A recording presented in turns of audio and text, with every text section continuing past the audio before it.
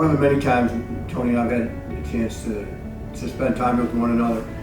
We talk a lot about athletics, obviously, and a lot about our teams and how we're playing and our records and all of those types of things. And Tony was always one to be spot on with his support and there's also some thoughts on how we could get better. I always appreciated his candor with regard to how our teams are playing and how we are working with them. One of the really neat things about Tony is I learned very early that he was a very competitive person, and no better way than to see him on the golf course when he was playing. I can't remember if it was a McAndrews outing or whatever outing it was, but he wasn't playing particularly well.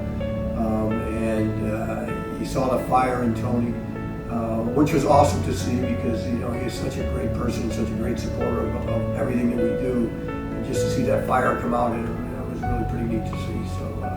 So that was my one of the best memories I had got to see of Tony. I think my favorite memory of Tony when I first started back in 2013, I remember getting some mail from someone I didn't know who it was, and it was just clippings from a newspaper in New Jersey of lacrosse players and teams, and so I had to talk to Dave Webster about what is this, and he let me know that's from Tony.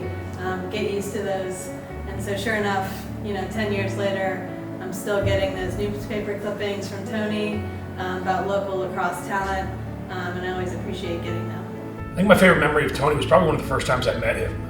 When I first started here, we would take the team out to Arizona for our spring trip, and Tony and Larry would come out ahead of us and be there for the week. They'd play a little golf in the morning, they'd come and see our games in the afternoon, and then they'd go to a spring training trip at night, and they were always very generous with their time and their energy. They were always great fans, and I think that was the first thing that really stuck to me, was just the support that we had from our alumni, and Tony specifically. Favorite memory of Tony is receiving his clippings from the newspapers. So particularly in season, he was great about sending us all the scores and highlights and game recaps from the various high schools in New Jersey, all in the aim of helping us with recruiting, and just great to get that from Tony. And that was pretty consistently weekly updates from Tony. Memories of Tony.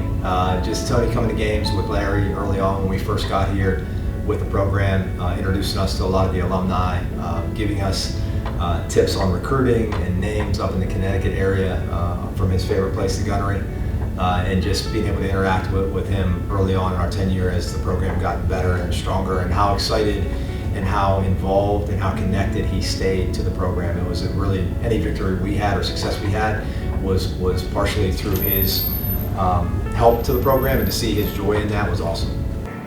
My favorite memory of Tony Rogers here at Dickinson is on football game day. As a head coach, going out to the field, knowing that Tony Rogers would always be in that same seat, going back years and years. Same with Larry Snyder, with a number of other folks, Ben James, Jim Prescott, always in the same spot on game day, supporting athletics. And I really appreciate the support he's given football over the years, and also the men's golf team. I have a lot of very, very great memories of Tony. Tony and I accompanied the baseball team on their Florida and Florida and Phoenix trips for roughly 5 years.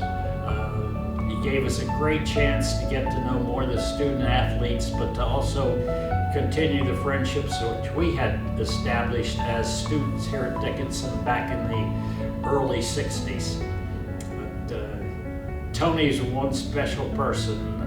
He had called me and said Al McPhail, who was one of his fraternity brothers' son, was a senior at Dickinson that year and was a pitcher on the baseball team, and he had suggested that we go down to Florida to go with the baseball team. It was a wonderful trip, so good that we continued to do it for 4 more years, and greatly enjoyed that part of the friendship which we had established.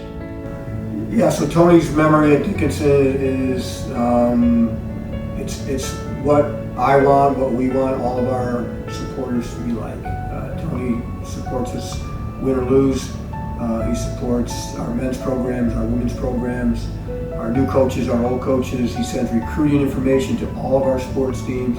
He is totally invested in Dickinson athletics. He has been from the time I came on campus. It hasn't changed a single bit. He is the perfect Dickinsonian. And we are so very, very proud to call him part of our, as a member of our Dickinson athletics family. So we're very, very excited to see Tony go into the Hall of Fame. Very, very deserving, wonderful person. Tony has done so much for our athletic department, and I think his biggest impact is just the support. We know he's always paying attention to scores and outcomes and always asking about recruiting and how he can help. And so I think that's the biggest impact he's had, is just his unwavering support of Dickinson athletics. Yeah, I think Tony's fingerprints are all over the Dickinson athletic experience, and it's not just baseball; it's every sport. And whether it's him coming to games and interacting with our athletes, him sending me newspaper clippings from talented baseball players in the New Jersey area, or just seeing him on the sidelines of games, I think he's as involved with Dickinson athletics as anybody I've ever met or as any alum that I've ever encountered, and it's truly appreciated. When I think of Dickinson men, who are committed, loyal, always have passion and energy for Dickinson, and certainly specifically athletics, that's Tony Rogers to me. I've gotten to know Tony well over my 20 plus years, both through athletics but also through our association with Ravens Claw, White Hats. And he is just such a loyal Dickinsonian and just so enthusiastic about our college, about the athletic department, and about the young people, men and women who come to Dickinson and are part of this great school. I think Tony embodies what a Dickinsonian is all about. I mean, just kind and warm, thoughtful, intelligent, fierce, competitive, just the kind of person that you would want representing your institution or your team or your admissions department. I think anywhere Tony goes, people light up and want to be around him and react warmly to him. And I think he was a great embodiment and is a great embodiment of everything that this program, this athletic department and this college is all about.